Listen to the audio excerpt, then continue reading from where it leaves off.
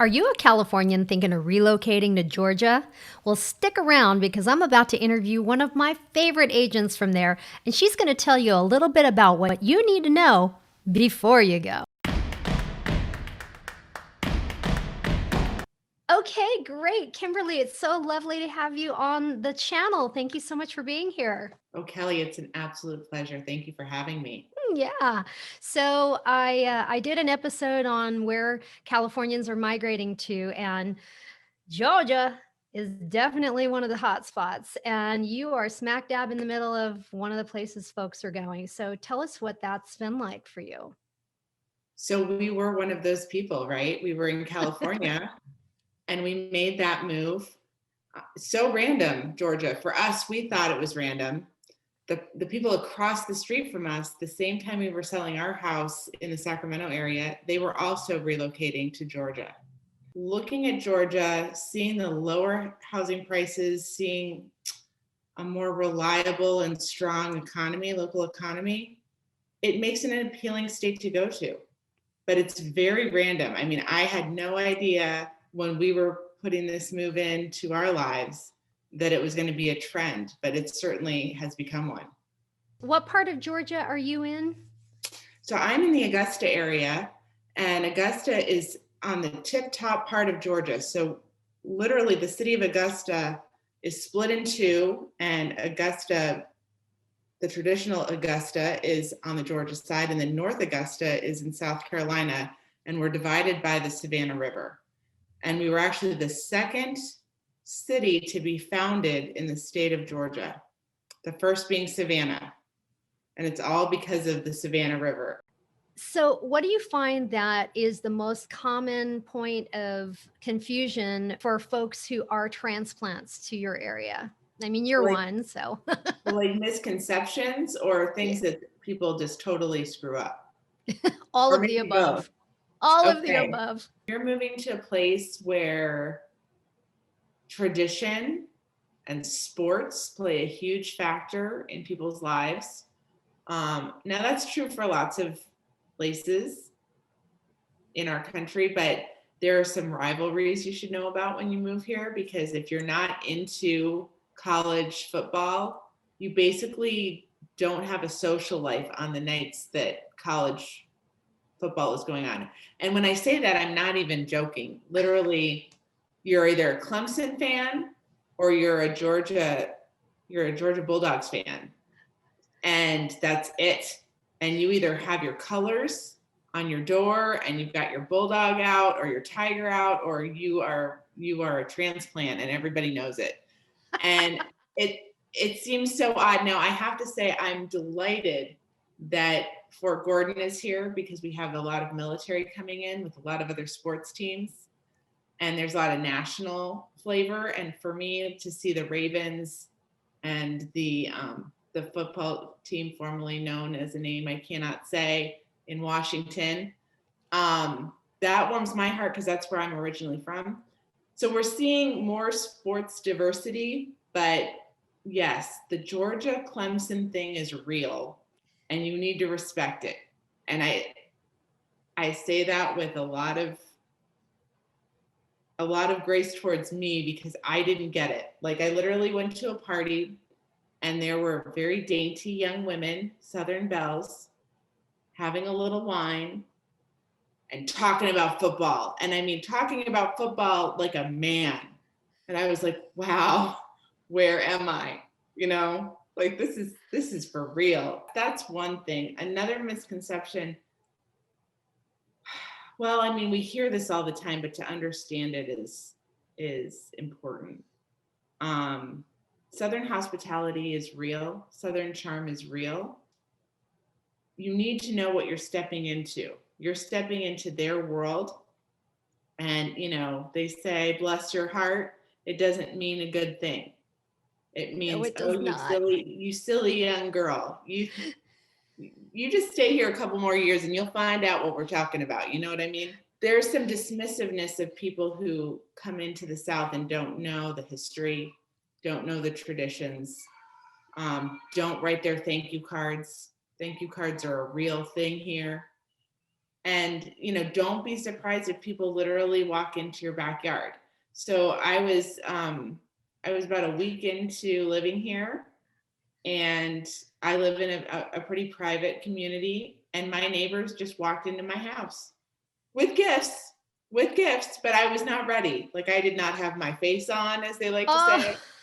I oh I my was gosh. I was pregnant at the time. I looked like a hot mess. I mean, we had just moved here, and that's, Southern hospitality. It's them bringing over food, but it's also them trying to figure you out, right?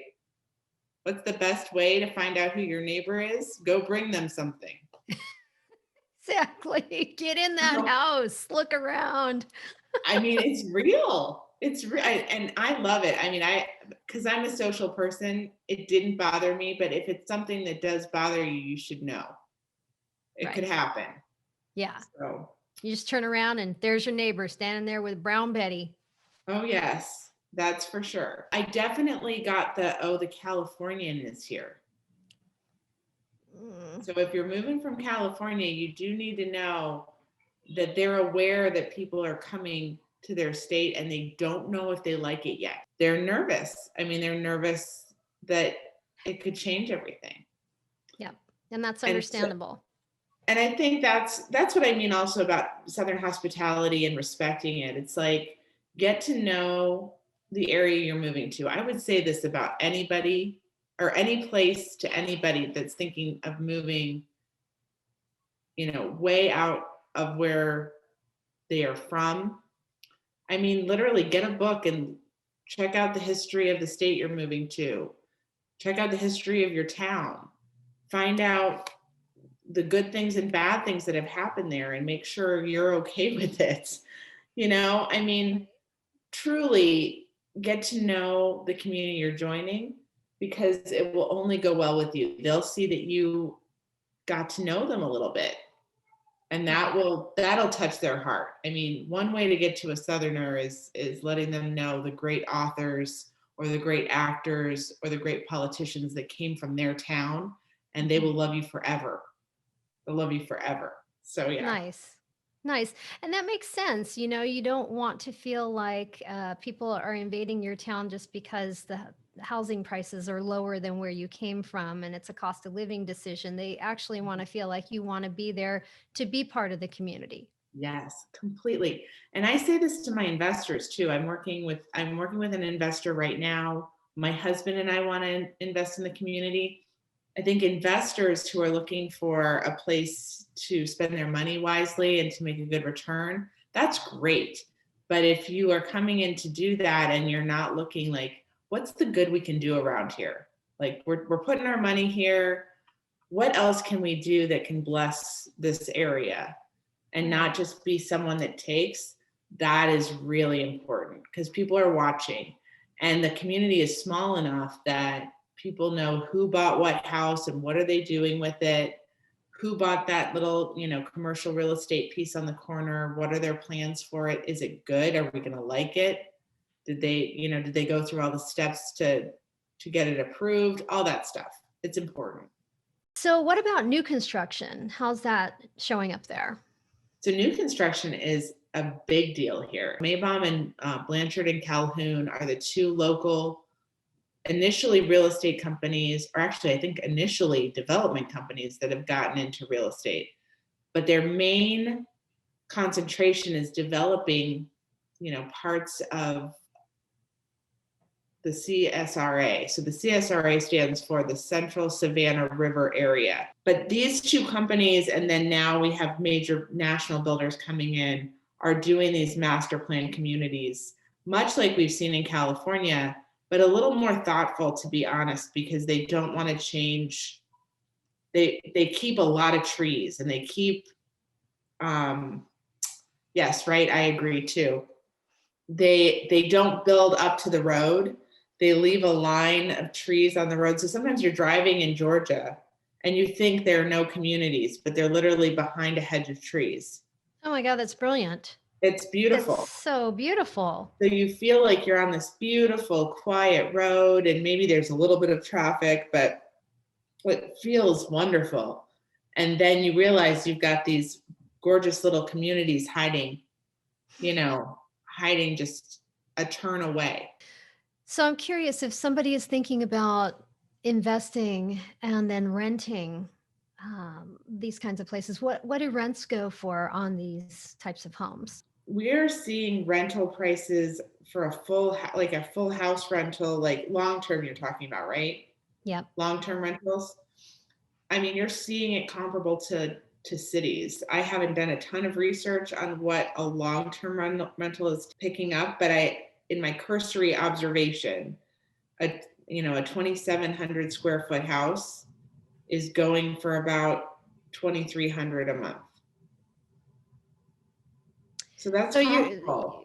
so your return on investment is fast. It could be. Oh, it could totally be. I mean, you definitely could be paying your mortgage, and then have extra. We have way more renters than we have rentals. We always have people coming into town going, I'm going to rent for a year. And I'm like, yeah, that's what everybody says. I mean, I want people to find rentals so they can have time to get to know the area. I hate when buyers come in and they feel like they have to make a purchase and they haven't gotten to know if this is really where they should fit. But it is so hard to find a rental. And that's what's pushing the rental prices up much higher than anything else. I mean, you can get a lot for a rental because there's just such limited inventory. So maybe a good thing to recommend to some of my clients who might be thinking about investing there or living there is to grab like an Airbnb and just strike a deal with the owner and say, "Hey, I want to stay here for a month." And Yeah. really be in the space. The cool thing about that's a really great point. A lot of people who have Airbnbs are very okay with a semi long term rental. A couple months, 6 months. This area is very unique to that. I have not lived in any other area where an Airbnb would be like, yeah, you can have it for a couple months, or yeah, you would have to really talk it over with who it was, and you have to make sure it's not during the Masters, because for your sake, because they could say, well, for the week of April, I think it's the first 2 weekends in April, your rent, if you're renting an Airbnb, they will have put description that for those 2 weeks, it's way higher. So you need to be aware of that and talk it out with that owner if you can. If you rent during that time, because that will really hurt you if you don't mean to have that happen. Right, right. You're like, I didn't mean to be here during the Masters. I was just trying to come check out the place. Yeah, right. I mean, Yeah. you don't want to be hit with a $3,500 bill when you were paying like $1,800 to rent a house. Yeah. Yeah, I would be very careful with that. So Kelly, I still have a lot of connections with people in California who may want to be getting out of the space, and they're Yep. looking for an agent to sell their house, and also someone who might have knowledge to get them over here, maybe to Georgia or to another state. What would my clients encounter if I sent them to you? I came up in a service family. I was taught from a very young age to under promise and over deliver, and it just gives me so much joy to be able to help people out. My background as an event producer often comes in handy because managing large teams of people, lots of details, and deadlines are a big part of that industry when you're doing massive events. So I use that skill set a lot with people to make sure that everything happens when it's supposed to happen, but it has to start with that first conversation of understanding what is most important to them. And then, as far as on the other end, where they're heading, knowing agents like yourself that are in these other locations that I can say, I can deliver you into the loving hands of Kimberly, who is going to just care for you and make sure that everything that you wished for and wanted happens. How might they be able to prepare with you for that transition from California to somewhere else? Are you going to be able to connect them with the right people? I will tell you, as a side note, my husband and I had the absolute worst experience with our mover. Oh, We had no. a terrible, terrible experience leaving California.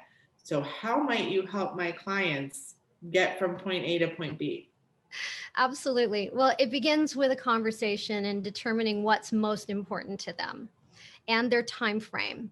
So basically, starting with understanding what their needs are first and foremost, and then beginning to sift through, okay, how do we make that happen? We want to create the timing if they own a house here in California and they're looking to buy elsewhere, that we can create that transition smoothly so they're not left homeless here before they found where they're going. You can also pull equity out of the home if there's enough in it to buy, because the prices are so high here, you might have your $900,000 million home here that you can say, well, I'm going to pull 500,000 equity and buy a mansion in Augusta Mm-hmm. and Yeah. still be able to rent this property here.